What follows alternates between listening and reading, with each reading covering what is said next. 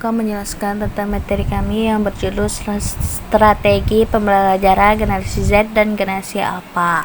Kelompok Yuda Prianto NIM A1A1220079 dan saya sendiri Suci Melisa Putri A1A1221110.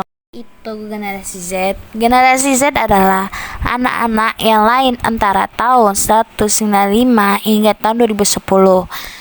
Generasi Z disebut juga digital natives, yaitu mereka yang sejak kecil sudah hidup bersandi dengan teknologi digital.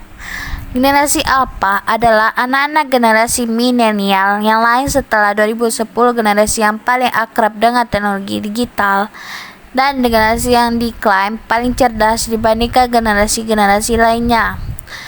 Generasi Alpha sendiri memiliki kelebihan mampu mengaplikasikan semua kegiatan dalam satu waktu. Adapun strategi yang harus dilakukan bagi seorang pendidik Gen Z dan Gen Alpha.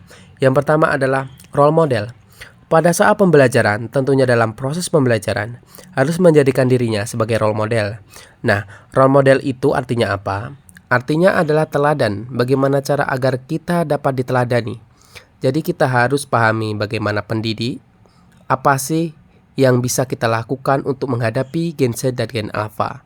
Kita harus tahu dulu tentunya apa atau bagaimana sosok mengajar yang diharapkan oleh peserta didik Gen Z dan Gen Alpha itu untuk masa depannya.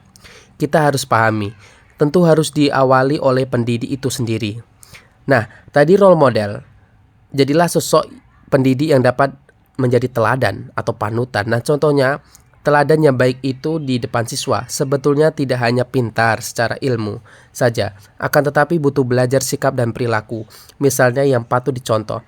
Kita tidak hanya sekedar perintah, misalnya, akan tetapi harus memberikan contoh. Ingat, bagi para pendidik, kurangi yang namanya menasihati. Saya rasa anak generasi Z generasi Alpha tidak suka dinasihati. Tidak menjadi masalah kita menasihati, akan tetapi perlu dibarengi dengan contohnya. Lalu kemudian pengembangan host, artinya berpikir tingkat tinggi. Nah, ini dapat dipastikan menjadi suatu jawaban atas tantangan kebutuhan siswa Gen Z dan Gen Alpha. Tentunya di saat ini, di zaman ini berbasis IT. Tentu yang namanya berbasis IT ini memerlukan yang namanya berpikir tingkat tinggi. Kalau berhubungan dengan teknologi, mungkin pendidik merasakan di sekolah untuk standar SD mungkin terasa lebih standar. Akan tetapi untuk SMA, saya rasa anak-anaknya jauh lebih pada pintar dan mahir dalam memperagakan teknologi. Selanjutnya, memberikan kebebasan berekspresi dan bereksplorasi. Cara mendidik dan pembelajaran yang diselenggarakan bagi anak generasi digital tentunya harus lebih memberikan kebebasan dalam berekspresi. Pembelajaran yang bersifat otoriter tidak berlaku lagi bagi pendidik untuk anak generasi Z dan generasi Alpha. Apalagi berfokus pada guru. Misalnya, sudah tidak cocok lagi bagi mereka mempelajari harus berpusat kepada guru. Mengikuti apa yang disuruh guru, ini sudah tidak cocok lagi untuk diterapkan. Akan tetapi, memberikan kesempatan kepada siswa untuk berbagi pengalamannya, wawasannya misalnya. Nah, itu pembelajaran yang lebih baik.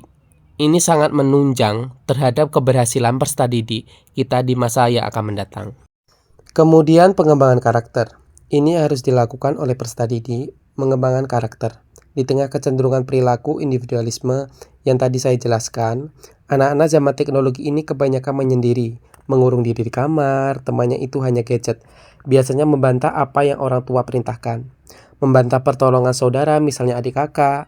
Nah, ini individualistik di dalam lingkungan keluarga, hanya mandiri, misalnya tidak berkomunikasi lebih banyak. Seperti itu yang saya rasakan.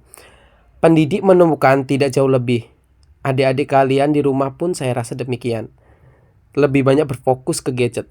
Nah, di tengah kecenderungannya itu, budaya instan Gen Z, pendidikan karakter tetap harus menjadi perhatian khusus guru.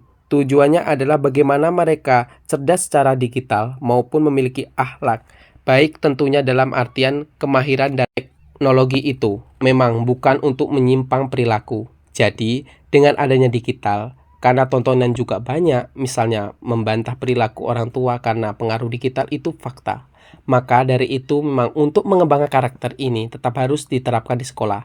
Walaupun zaman teknologi, justru zaman teknologi ini harus waspada bagaimana cara karakteristik itu harus diterapkan.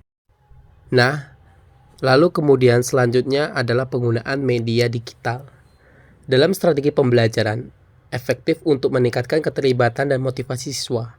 Media digital seperti aplikasi pembelajaran, video interaktif, dan platform e-learning memungkinkan penyampaian materi yang menarik dan interaktif, serta mendukung pembelajaran mandiri. Selain itu, media ini juga memfasilitasi dan fleksibilitas dalam belajar, sehingga siswa dapat belajar kapan saja dan di mana saja. Dengan penerapannya tepat, media digital dapat memperkaya pengalaman belajar dan meningkatkan hasil akademik siswa secara signifikan.